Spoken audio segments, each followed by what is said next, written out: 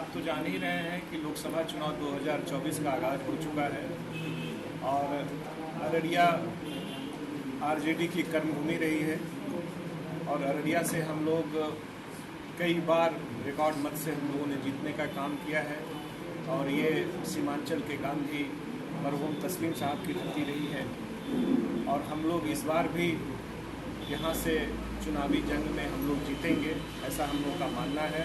और जिस तरह से हमारे जिलाध्यक्ष के नेतृत्व में यहाँ जो बूथ कमेटियाँ बनी हैं या पंचायत लेवल पर और प्रखंड लेवल पर और जिला लेवल पर जो कमेटी काम कर रही है, तो हम ये ऐसा उम्मीद करते हैं कि हम लोगों की जीत सुनिश्चित होगी और हमारा संगठन भी यहाँ मजबूत है। और जैसा कि हमारे राष्ट्रीय नेतृत्व लालू जी और तेजस्वी जी, ये 17 महीने में जिन्होंने ऐसा काम किया, आज नौकरी का मतलब तेजस्वी यादव।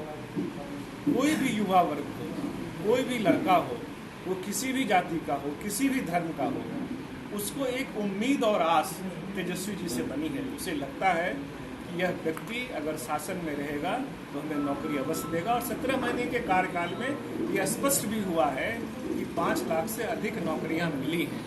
तो ये एक झांकी है, वानगी तो अभी बाकी है। आप देखेंगे कि लोकसभा चुनाव के बाद जब विधानसभा चुनाव आएगा उसमें भी हम लोग की सरकार बनेगी और इस बार भी हम लोग बड़ी संख्या में यहाँ से लोकसभा में हम लोग एमपी बना के भेजने जा रहे हैं और उसमें अररिया हमारा नंबर 1 रहेगा। और आदरणीय विजय मंडल जी, माननीय विधायक जी, और मुझे यहाँ भेजा गया है और हम लोग सभी साथी के साथ मिल करके, जो हमारे कार्यकर्ता हैं, हमारे नेता हैं, सब लोग हम लोग मिल करके यहाँ से फतह हासिल करेंगे, ऐसी उम्मीद हम करते हैं। कोई सवाल हो तो आप पूछ सकते हैं।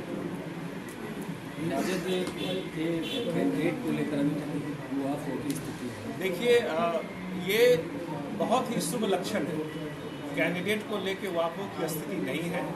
दरअसल हम लोगों की खेती यहाँ इतनी अच्छी रही है कि हमारे पास फसल बहुत है, बहुत से कैंडिडेट हैं, तो नेतृत्व को ये तय करने में थोड़ा समय लग रहा है कि कौन से कैंडिडेट हमारे लिए बेहतर है। सारे कैंडिडेट हमारे बहुत ही बेहतर हैं और चुनाव जीतने के लायक हैं, तो इसीलिए यहाँ थोड़ी देरी हो रही है, लेकिन हमको लगता है आज से कल तक में ये हो जाएगा। और कोई सवाल हो तो आप पूछें।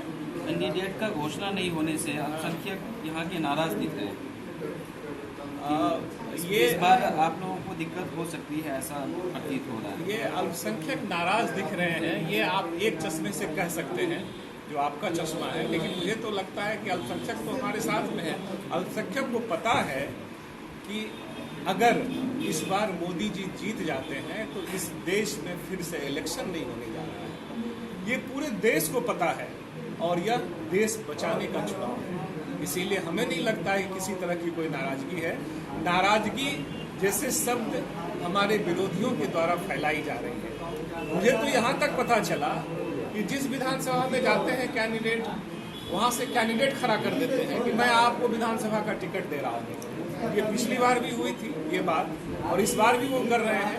तो लोग कितनी बार ठगे जाएंगे। अररिया के लोग उतने बुर्बक नहीं हैं, वो ठगाने नहीं जा रहे हैं और किसी भी तरह की कोई नाराजगी नहीं है।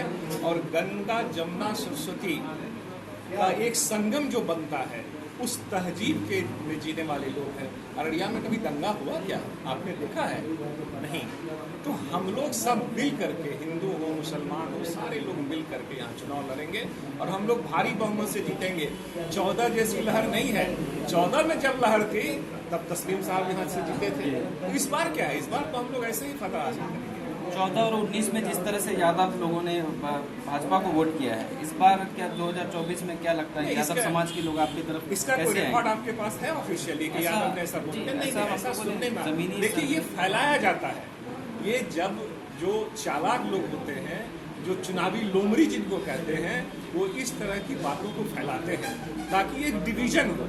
यादव और मुसलमान अलग कहाँ है? यादव और मुसलमान तो इस पार्टी का कोर वोटर है और शत्रुघ्न भाई जैसे लोग हैं, मंडल जाति के लोग भी हमारे साथ हैं, हमारे जैसे लोग हैं, मनोज झा जी जैसे लोग हैं हमारे साथ, आयुष जी हैं, सारे लोग हैं हम लोग के साथ। ये हैं जो वैश्य के बिहार के महासचिव हैं, अग्रवाल जी, अग्रवाल साहब, सारे लोग मिलकर सारे लोग हमारे साथ हैं। इसीलिए यहाँ गंगा जमुनी तहजीब है,